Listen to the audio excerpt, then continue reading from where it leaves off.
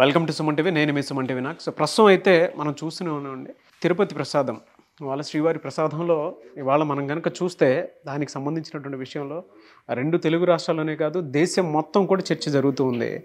అయితే జరిగినటువంటి దానికి ఎటువంటి సూచన అటు గవర్నమెంట్కి ఏం చేస్తే బాగుంటుంది, అంటే తెలుగు రాష్ట్రాల్లో ఉన్నటువంటి గవర్నమెంట్ ఏం చేస్తే బాగుంటుంది, ద సేమ్ టైం దేశం నుంచి కనుక మనం చూసుకుంటే మనం చేయాల్సినటువంటి ఏ వర్క్ అయితే ఉంటుందో, ఏ విధంగా చేస్తే బాగుంటుందో అనేది ఈరోజు మనతో పాటు బీజేపీ నేత మాధవీలత గారు ఉన్నారు. వారి మాట్లాడి తెలుసుకుందాం. నమస్కారం మేడం. నమస్కారం నాయన.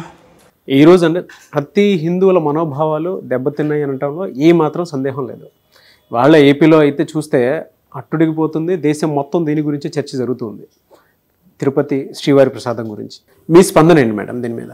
తమాషైన విషయం ఏంటంటే నాయన, మనందరం తెలుసుకోవాల్సింది వెంకటేశ్వర స్వామి శ్రీవారు అనే పేరుతో వెలసిన ఆ మహావిష్ణువు 7 కొండలను దాటి తిరుమలలో వెలిసిన ఆ మహానుభావుడు, ఆయన ఔదార్యం ఎంత గొప్పదో తెలుసా నాన్న. ఆయన నగలు దొంగలించేశారు, చాలా వజ్రాలు, వైడూర్యాలు, మాణిక్యాలు దొంగతనం అయ్యాయి, విగ్రహాలు దొంగతనం అయ్యాయి, ఉండి డబ్బులు దొంగతనం అయ్యాయి, పరమతం వాళ్ళందరినీ చైర్మన్లుగాను, ఎండోమెంట్ మినిస్టర్లుగాను, ఈఓలు కానీ పెట్టారు, మత మార్పిడి చేసుకునే వాళ్ళందరినీ పెట్టారు. అప్పుడు కూడా ఆయనకి ఇంత కోపం రాలేదు నాన్న. ఆ ప్రసాదం ఇంత దౌర్భాగ్యంగా జంతువు కొవ్వుతో పదార్థంతో చేసింది, ఆయనకి పెట్టి ఉంటే కూడా ఆయనకి ఇంత కోపం వచ్చేది కాదు. కానీ ఈ దుర్మార్గులు ఎవరైతే చేశారో, ఈ దురాగతం చేసిన రాక్షసులు ఎవరైతే చేశారో, ఇది అమాయకంగా వెళ్ళి వాళ్ళ తలనీలాలు, వాళ్ళ దగ్గర ఉన్న ముడుపులు ఒలిచి ఇచ్చేవాళ్ళు ఉంటారు చూడు నాన్న, వాళ్ళందరికీ కూడా ఆయన పేరుతో అందించారు ఈ ప్రసాదాన్ని. అవునండి. అందుకే ఆయన కలియుగ వికృత రూపం దాల్చి దీన్ని బయటికి తెచ్చాడు. అన్నిటికన్నా మనమందరం తెలుసుకోని ఇంకొక అద్భుతమైన విషయం ఏంటంటే, ఈ సంవత్సరం రామచంద్రుడి ప్రాణ ప్రతిష్టాపన అయ్యాక 2 లక్షల లడ్లు అయోధ్యకు వెళ్ళాయి. అవును. అంటే దాని అర్థం ఏంటి? అక్కడ జరిగింది విగ్రహ ప్రతిష్టాపన కాదు, సాక్షాత్తు రామచంద్రుడు భూమి మీద దిగాడు. ఆయన రూపమైన అవతారమైన వెంకటేశ్వర స్వామి విషయంలో ఆయన వరకు కూడా వెళ్ళిపోయింది. కాబట్టి ఇది ఆయన పునః భారతదేశంలో రామరాజ్యం స్థాపితం చేయడానికి వచ్చాడు అన్న మాటకు తిరుగులేదు. ఇది ఇలా బయటికి వచ్చిన ఈ విషయం, ఇది కురుక్షేత్రానికి నాంది మాత్రమే, ధర్మయుద్ధానికి నాంది మాత్రమే. దురాగతాలు చేస్తూ, హైందవులని రకరకాల మతాలకు మార్పిళ్ళు చేస్తూ, ఆడపిల్లల మీద దురాగతాలు చేస్తూ, ఆడపిల్లలతో మత మార్పిళ్ళు చేస్తూ, హిందువులను హింస పెడుతూ, 62 సంవత్సరాల రథాలను కాల్చేస్తూ, రామచంద్రుడి విగ్రహాల తలలు తీసేస్తూ, పిఠాపురంలో కానీ విజయనగరంలో కానీ ఇవన్నీ దురాఘాతాలు చేస్తున్న వాళ్ళందరికీ ఏ మతమైనా భగవంతుడు సాక్షాత్తు దిగాడు, ఆయన ఇప్పుడు చూపించబోతున్నాడన్న దానికి పరమేశ్వరుడు భూమి మీదకి వచ్చాడని చెప్పడానికి ఇది ఒక పెద్ద నిదర్శనం. దీని మీద రకరకాల పాలిటిక్స్ అయితే చేస్తూ ఉన్నారండి, అంటే ఏపీలో జరిగేటువంటివి. దాని మీద మీ ఒపీనియన్ ఏంటి మేడం?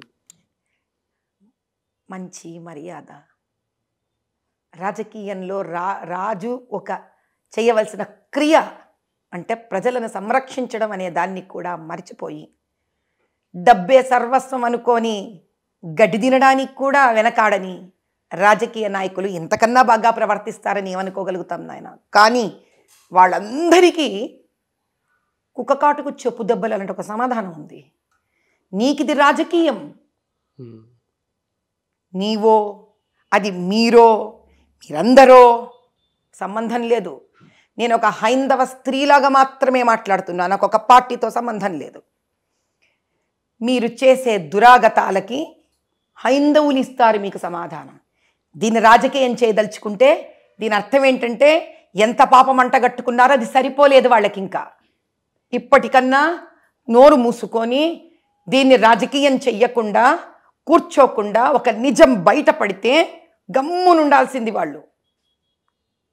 తిరుమల తిరుపతి దేవస్థానంలో అప్పటి తెలుగుదేశం పెద్ద మనిషి ఎన్టీ రామారావు గారు ఆ ఫ్రీ చూస్తున్నారా నాన్న మీరు, ఆ ఫ్రీ క్యూ, ఆ క్యూకి పైన కూర్చోవడానికి రూములు ఆయన కట్టించాడు.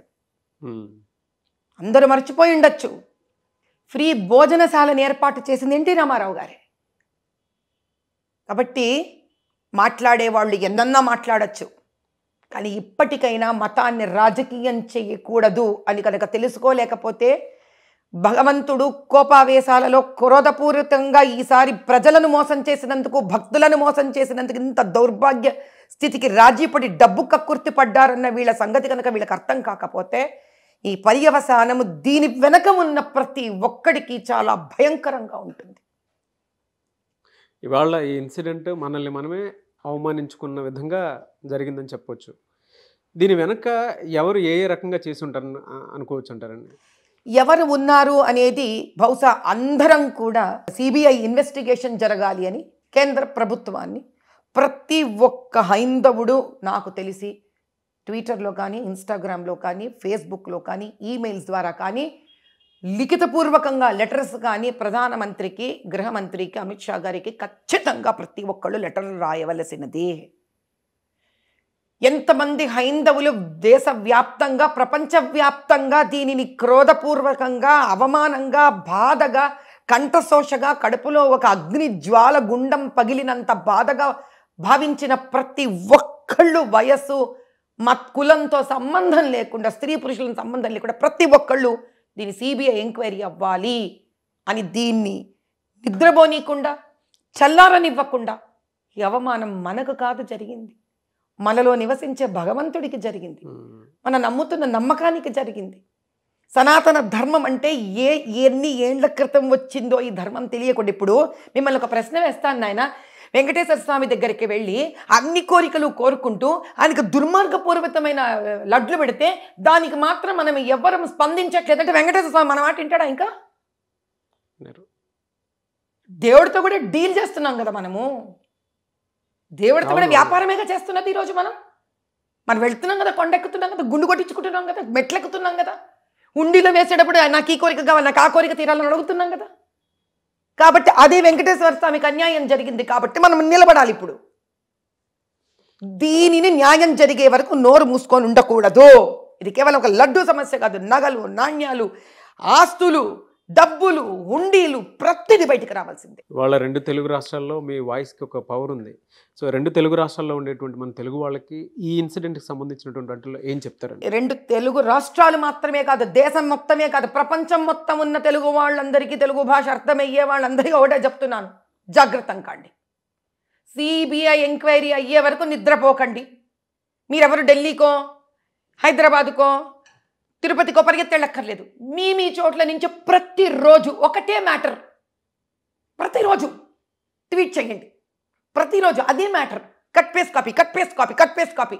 ఇన్స్టాగ్రామ్లలో, ట్విట్టర్లలో, ఫేస్బుక్లలో, ఈమెయిల్స్లలో ఆ 10 నిమిషాలు వెంకటేశ్వర స్వామి కోసం ఇస్తున్నాం అనుకోండి, మన ధర్మం కోసం ఇస్తున్నాం అనుకోండి, రేపు పొద్దున తిరుపతికి వెళ్ళాలంటే మొహం చూపించుకోవాలి మనం. రోజుకొక్కసారి ఢిల్లీకి ప్రధానమంత్రి గారికి, అమిత్ షా గారికి, ప్రధానమంత్రి గారికి, అమిత్ షా గారికి సిబిఐ ఎంక్వైరీ కావాలి, సిబిఐ ఎంక్వైరీ కావాలి, సిబిఐ ఎంక్వైరీ కావాలి. ఎంతసేపు కావాలి నాన్న నీకు ఇది? నీ ఇంట్లో నువ్వు ఉండి ఈరోజు నువ్వు పింగ్ చేయడానికి నీకు ఎంతసేపు కావాలి? ఒక మౌన వ్రతంలాగా take it up as a challenge. ఒక యుద్ధం ఇది, హైందవ యుద్ధం ఇది, హైందవ ధర్మ యుద్ధం ఇది. ఎలా చేయాలి యుద్ధం? చేయండి. ఇంత భారీ కుట్ర వెనుక నాయకుల నెగ్లిజెన్సీ ఎంతవరకు ఉందని అనుకోవచ్చు? నెగ్లిజెన్సీ కాదు నాన్న, నెగ్లిజెన్సీ అంటే ఏంటో చెప్తాను. సపోజ్ ఒక చిన్న బిడ్డ ఉంది మన దగ్గర, ఆ చేయి పట్టుకొని తీసుకొని వెళ్తూ ఉంటారు ఏ ఎగ్జిబిషన్కో, సంతకో, తిరునాళ్లకు. గబుక్కని పిల్ల చేయి వదిలేసి వెళ్ళిపోతుంది. అది నీకంటే నేను ఇటు గాజులు చూస్తున్నాను అనుకో, ఏ ప్రసాదం కొంటున్నాను, బిడ్డకి ఏదో బొమ్మ కొంటున్నా, ఆ దూరంలో ఉన్న పిల్ల చేయి వదిలేసి వెళ్ళిపోయింది, అయ్యో పిల్లని పట్టించుకోలే, అది నెగ్లిజెన్సీ నాన్న. మీ ఇంటికి ఎవరో వస్తారు, నువ్వు వాళ్ళకి భోజనం పెట్టాలి, నువ్వు వంట చేసేటప్పుడే చాలా డిసైడ్ అయ్యి అందులో పదార్థాలంతా కలిపి బాగా వంట చేసి నువ్వు వాళ్ళకి పెట్టావనుకో, నెగ్లిజెన్సీ ఎట్లయింది నాన్న? అందుకే పరభాషను మనం వాడకూడదు. నెగ్లిజెన్సీ అమాయకంగా చేసేది, తెలియనితనంతో చేసేది. ఇది నెగ్లిజెన్సీయా? ఇది దుర్మార్గము, రాక్షసత్వము, అవినీతి. రిపోర్ట్స్ చూసాక మీకు ఏమనిపించిందండి అసలు? నాకున్న వయసానికి ఎందుకు అడుగుతావు నేను ఆ ప్రశ్న? నువ్వు ఎందుకు అడుగుతావు? దేవుణ్ణి కోరుకుంటున్నాను, అయ్యా సాక్షాత్కరించి వీళ్ళ నాశనాన్ని కోరుకోని ఆయన అనుకుంటున్నాను నేను. నీ పట్ల, మా అందరి పట్ల మాకు తినిపించిన ఈ లడ్లు చేసిన మొత్తం టీం గ్యాంగ్ ఎంతుందో వీళ్ళని శపించు, వీళ్ళ వంశాలను శపించు. నేను తిన్నాను కదా ఆ లడ్డు. జీవితాంతం పూజా పునస్కారం చేసుకోవడం ఏంటి? ఆ లడ్డు తినేటప్పుడు నేను తిన్నా, నాలుగు పరమేశ్వరుడు తిన్నాడు, ఆయన తిన్నాడే. ఏం చేయమంటావు? ఏం చేయమంటావు? రాజుల కాలం ఉండింటే పోయి అసలు గంట కొట్టి ఉరిదిగండ్రా విండి అని చెప్పి ఉండేదాన్ని రాజుకి. తమాష అయిపోయింది, వీళ్ళందరికీ తమాష అయిపోయింది.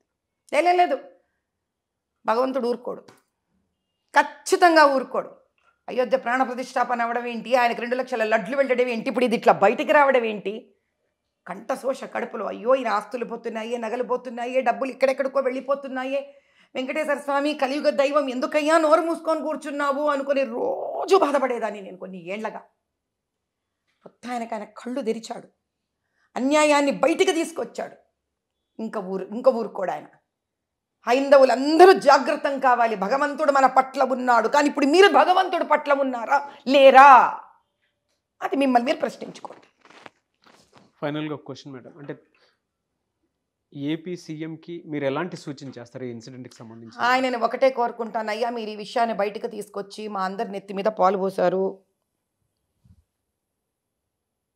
కానీ దయచేసి ఇది సిబిఐకి అప్పచెప్పండి, ఢిల్లీకి రిక్వెస్ట్ పెట్టండి. మీరు కూడా మేము రకరకాల మీడియా ద్వారా మిమ్మల్ని బ్రతిమిలాడుకుంటున్నాము, ప్రాధేయపడుతున్నాము. మనందరం కలిసి అక్కడ ఇవ్వడమే కాకుండా తిరుమల తిరుపతి దేవస్థానంలో అసలు అపార వైష్ణవ ఆచారం ప్రకారం వాళ్ళు ముక్కుకి మూతికి కూడా బట్ట కట్టుకొని పరమేశ్వరుడికి నైవేద్యం అర్పిస్తారు. ఎందుకంటే ఆ వాసన కూడా వాళ్ళు పీల్చకూడదని అంత నిష్ఠతో చేస్తారు వైష్ణవులు ప్రసాదాన్ని. ఏమిటి కర్మ? అటు తిరుపతికి ఏదో ఒక చక్కటి సుముహూర్తాన్ని వాళ్ళు తీసి, పెద్దవాళ్ళు కంచి స్వామివారు, శృంగేరి స్వామివారు, అట్లా మనకి ఇదేంటి శ్రీకృష్ణ ఆచారం వాళ్ళు, రామానుజం నుంచి వచ్చిన వాళ్ళు, ఉడిపి సాంప్రదాయము, వీళ్ళందరినీ సంప్రదించి దయచేసి ఆ తిరుపతిలో వెంకటేశ్వర స్వామికి ఏ విధంగా అయితే ఈ పాపం మనందరి వల్ల అయిన పాపం ఇది, ఈ పాప పరిష్కారానికి ఆయనకి ఏదన్నా ఏం చేస్తే ఎంత అర్థం కావట్లేదు నాయన ఎవరికైనా. ఇది ఎట్లుంది తెలుసా? రాముడు మన విశ్వామిత్రుడు తీసుకొని వెళితే యజ్ఞ సంరక్షణకు పైన తాటకి మారీచుడు వీళ్ళంతా రక్తం పోస్తారు చూడు ఆ మహాయజ్ఞంలో. అలాంటి దుర్మార్గం ఇది, దీనికి శాంతి చేయాలి. సో ఆ రాష్ట్ర ముఖ్యమంత్రి కానీ నేను ప్రాధేయపడేది మనస్ఫూర్తిగా నేను ఒకటే విన్నపం, ముందు దీనికి ఆ లడ్లను ఆపేసి దయచేసి 300 రూపాయలకి ఏ నెయ్యి రాదయ్యా, రాదు తండ్రి. ఇళ్లల్లో వాళ్ళు ఇప్పుడు ఆడవాళ్ళు మళ్ళీ పునః ఆవు పాలు, స్వచ్ఛమైన ఆవు పాలు తీసుకొచ్చి కిలో నెయ్యి రావాలంటే 3000 రూపాయల ఖర్చు అవుతుంది. 300 రూపాయలకి నెయ్యి రావడం ఏంటయ్యా అసలు? ముందు ఈ పదార్థాలను ఆపించి స్వామివారికి ఏం శాంతి హోమాలు జరగాలో, ఏం జరగాలో పునః ఒకసారి పెద్దలు మఠాధీశులను సంప్రదించాలని నా విన్నపం దయచేసి. డెఫినెట్గా అండి. థ్యాంక్ యూ అమ్మా, థ్యాంక్ యూ సో మచ్. నేను చేయగలిగింది ఒకటే, ఏదో ఒక శుభముహూర్తం తీసుకొని ఆయన కొండకు అలా నడుచుకుంటూ ఆయన కొండ ఎక్కుతాను. ఎందుకంటే నేను అర్పించగలిగిన భక్తి ఇదే. అలా భక్తులందరూ కూడా వాళ్ళ రూపంలో ఏదైతే చేయగలరో అలా మరి కొండ ఎక్కే ప్రయత్నంలోనో నీలాలో రకరకాలు ఉంటాయి, చేసి ఆ వెంకటేశ్వర స్వామిని క్షమాప్రార్థన కోరుకుందాం అందరం కలిసి. డెఫినెట్గా అండి. Thank you so much.